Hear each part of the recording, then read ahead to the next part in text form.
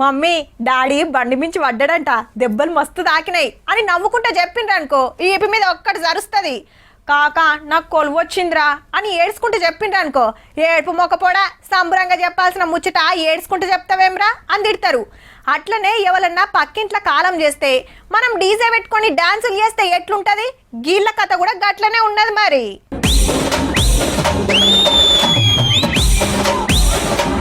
డాన్సులు దావతు జోరున్నది.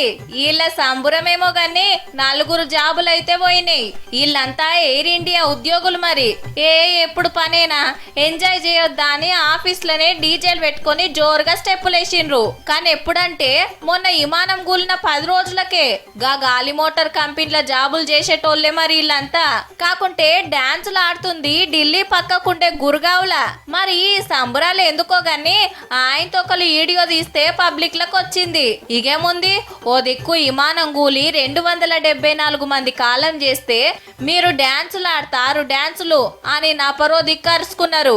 Air India విమానాలు కండిషన్లు లేవు, ఎప్పుడోటైతాందని లొల్లి నడుస్తున్నాయి. అందులో పనిచేసేటోళ్ళే గిట్లా చేస్తే ఎట్లుంటది చెప్పుండ్రిగా.